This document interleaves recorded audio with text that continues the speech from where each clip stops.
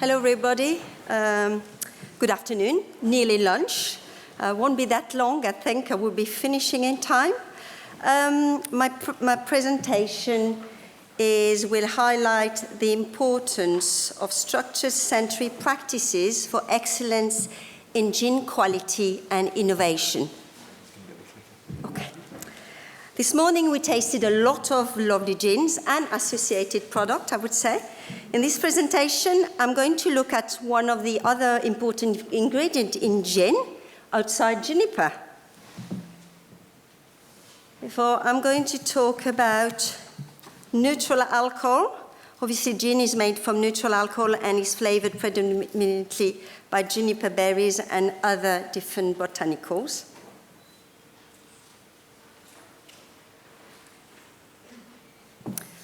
What is important here is the neutrality of the base spirit. Regardless of the style, the neutrality is very important. If you have any off-note or impurity contamination, this can cause an adverse effect on the aroma and the profile of the gin. And as well, it will affect the consistency, the shelf life stability, and affect the sensory quality of the final product.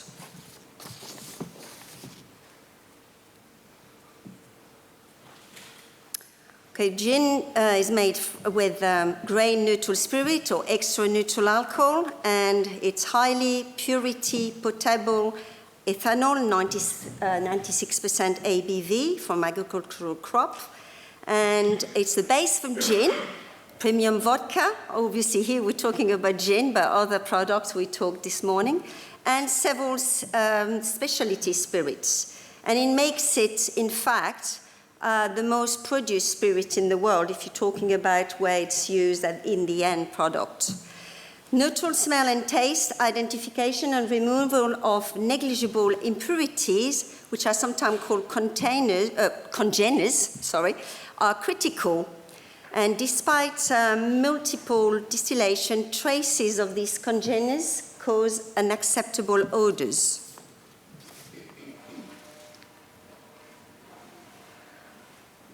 Why purity of neutral alcohol is important? Because any off-note of impurities, contamination adversely affect gin sensory quality, the gin aroma, flavor profile, the consistency and the stability, and as well the effect on post-consumption well-being of the consumers, i.e. maybe the taste, the hangover effect, and maybe the toxicity. Therefore, neutral spirit can exhibit objectionable off-note that are below the detection limit of analytical instruments. But these off-notes will be detectable by a trained and calibrated sensory panel. Therefore, you need to have in place a structured sensory panelist training and regular proficiency or calibration. I will talk about this later on, which gives you trustworthiness of the sensory quality decisions that are going to be made. Okay, in this slide, what I'm showing you is typical off-note that can affect gin quality.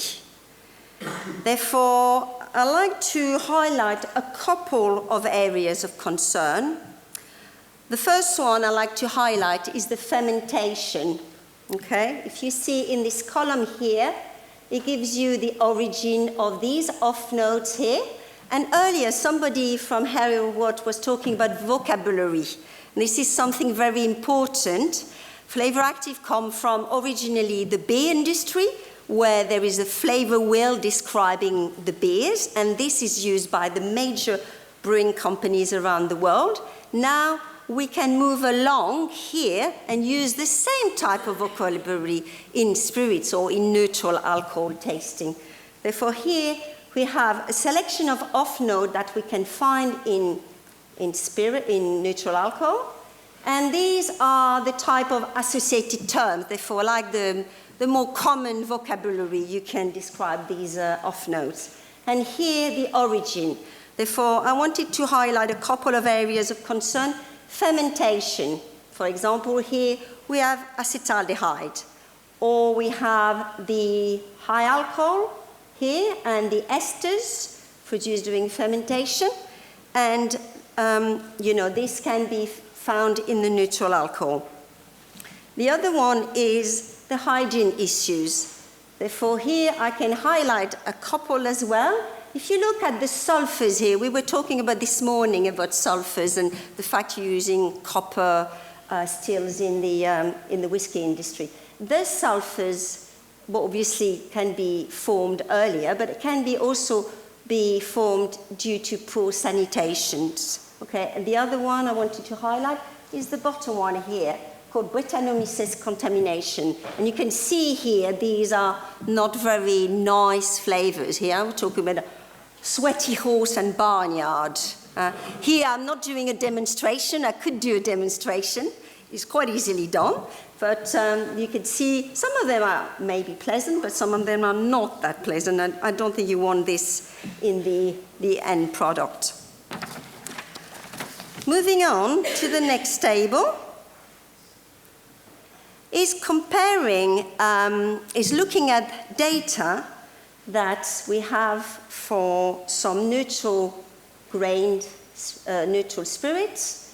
And these neutral spirits were analyzed by GC for certain criteria like esters, acetaldehyde, alcohol or diacetyl, pentadiene, methanol, and also were tasted by a trained sensory panel.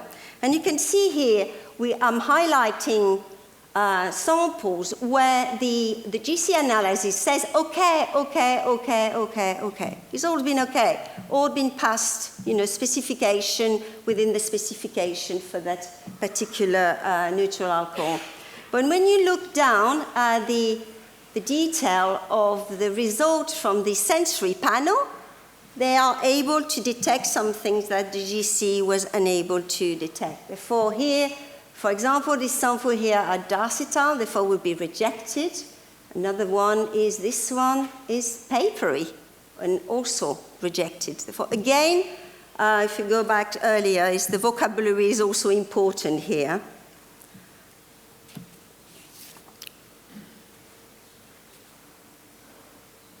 Okay. In order to do a full sensory assessment of spirits, we have to think about using both what we call autonasal olfaction, which is this traditional smelling. I'm going to use that. I'm going to use it. So that's what I could call autonasal, smelling from outside. But also smelling from inside. Therefore, when we say tasting, in fact, the sense of what we're using is the retro-nasal olfaction. And the volatile molecules will pass through the retro-nasal passage between your mouth and your nose. And it's a lot of the flavor of the gin or the neutral alcohol or whatever you are tasting, the beer, you will be detected by the retro-nasal. Therefore, it's recommended to use both the smelling and the drinking part, where we say, we're talking about tasting, but taste is a bit confusing, huh? Taste, it's more like to do the odor perception. A structured training approach is necessary to develop the sensory skills of panelists, okay? And this slide shows you that if you want to train panelists at plant level, distillery level, small or big, you have to train them to a lower level than if you want to train a group of people to do innovation work. I mean, here obviously I'm talking about more what is done within the big companies, okay? If you're small companies, not maybe more challenge to train people to this level here.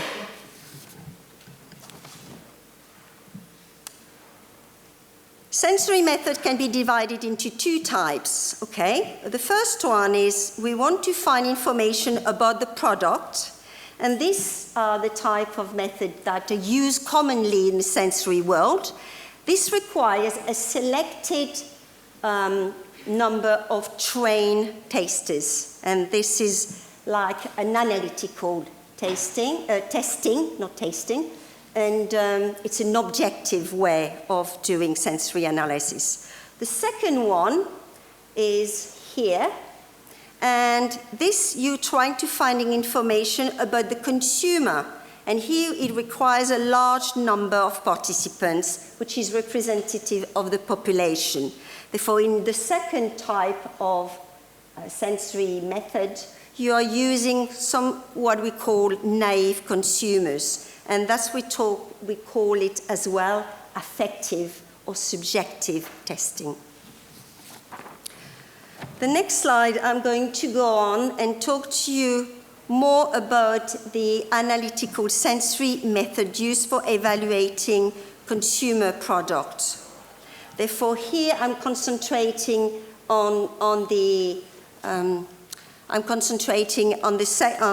second type of tasting, the first time, the analytical tasting, okay, analytical sensory method. These are more or less the type of the method used by all around the world in the sensory world. But just I want to highlight to you those methods that are particularly used for the evaluation of neutral spirits, okay? The first thing the majority of spirit companies are doing is they are applying a score, a scale of 0 to 10, to evaluate the suitability of neutral alcohol. Therefore, 0 means really undrinkable, and 10 means the best. And they'll decide from that in what type of product the neutral alcohol can be used. The second type of method applied is, I wanted to use this one, is the threshold and sensitivity test. They want to find out if certain flavors is detected at certain concentration. And the last one is called difference test here. And we have an example of 2 types of different tests here. That is to find out if 2 products are significantly different. And this method called difference from control is a method which is used by a lot of the spirit companies, is trying to compare one batch of products against another batch. Therefore, they use one batch as a gold standard, and they try to find out if the other batch produced is similar to the one this is a reference. For it's commonly used within spirit companies.